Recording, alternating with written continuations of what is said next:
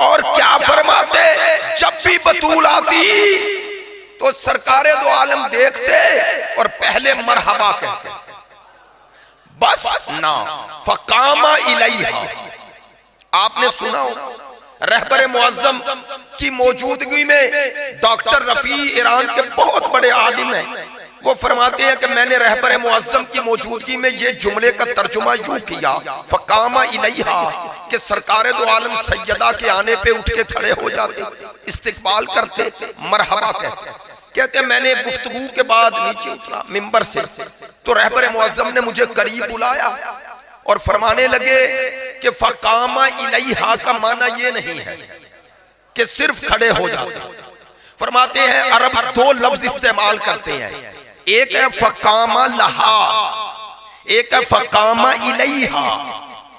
कामा लहा का माना होता है सामने वाले को देख के इस्तिकबाल के लिए खड़े हो जाना, लेकिन अपनी जगह पे रहना, और वो चलता हुआ करीब आए और उसका इस्तिकबाल करके बिठा देना, इसे कहते हैं कामा लहा, किसी के लिए खड़े हुए।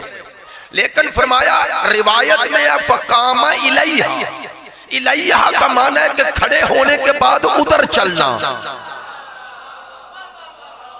जिधर वो आ रहा है तो सरकारे दो आलम उठते और उधर चल पड़ते जिधर से बतूल आ रही है, बस ना फअखज़ा बियदिहा, और बतूल का हाथ थाम लेते और अपने हाथ में देते, बस फक़ब्बलहा, और हाथ का बोसा देते। अच्छा, आप अहले ज़बान है, मादरत चाहता हूं मुझे बताएं, किसी के हाथ को बोसा देना हो तो उसका हाथ नीचे रखेंगे या ऊपर? ऊपर होगा ना, दस्तबोसी करनी है। अब मैं तो डरते हुए ये जुमला कह रहा हूं, भाई हमें सरकारे दो आलम की कदमों की खाक भी मिल जाए तो उस खाक को बोसा देना सआदत समझेंगे या नहीं? अच्छा, ये कराची से लेकर पूरे पाकिस्तान में कुछ लोगों ने सरकारे दो आलम की नालैन की तस्वीर बनाकर पेशानियों पे लगाई है, ऐसा ही है। तो वो ये बताना चाहते हैं कि इस नालैन का ये मकाम है। मैं कहता हूं अगर नालैन का ये मकाम है, अगर किसी को सरकार की दस्तबोसी का शरफ मिल जाए तो कहेगा मुझे दुनिया और जहान में कुछ नहीं चाहिए। भाई तुम्हें सरकार की दस्तबोसी का शरफ मिल जाए तो जन्नत और मावात सब छोड़ दोगे। सरकार बतूल को अपना हाथ नहीं दे रहे, बतूल का हाथ ऊपर रख रहे हैं और दस्तबोसी कर रहे हैं। या रसूल अल्लाह, आप अंबिया के सरदार, कहा बताया मेरी कदम बोसी का फायदा उसे होगा जो बतूल की ताजीम मुझसे बढ़ के करे। फक़ब्बलहा, बतूल की दस्तबोसी करते। अब ये जुमला कह रहा हूं और अगला जुमला आपने सुना सैकड़ों मर्तबा, व अजलसहा फी मजलसिही।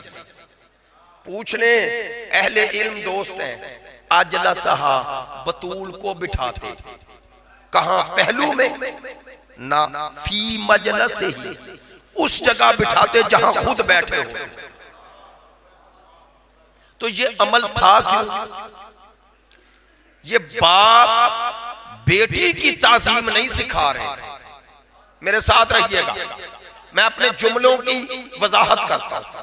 खुदा की कसम, ये बाप बेटी की ताजीम नहीं सिखा रहे। क्यों तरदीद कर रहा हूं? ये कहकर के बाप बेटी की ताजीम कर रहे हैं। आपने एक बाप और बेटी का रिश्ता कायम कर दिया, तो इस फेल को अमूमियत दे दो, यानी हर बाप अपनी बेटी के लिए यही करे, जबकि ऐसा नहीं। मिंबर से कह रहे ऐसा नहीं है। ये सरकारे दो आलम सैयदा को बेटी समझकर ताजीम नहीं कर रहे, चूंकि अगर बेटी समझ के करते तो इस ताजीम को तालीम बनाते उम्मत के लिए, और उम्मत में अहले बैत और असहाब दोनों को बताते कि अपनी बेटियों की ऐसे ताजीम करो। मिंबर से दावे से कह रहा हूं, आपने सुना है ये जुमला असहाब में किसी सहाबी रसूल ने अपनी बेटी के लिए ये अमल किया? अच्छा छोड़े, असहाब हमारे लिए हुज्जत नहीं, मिंबर से कह रहा हूं, बिला तवक्कुफ कह रहा हूं, बिला तरद्दुद कह रहा हूं, हमारे लिए हुज्जत और दलील नहीं, चूंकि ना खुदा ने बनाए ना मुस्तफा ने बनाए।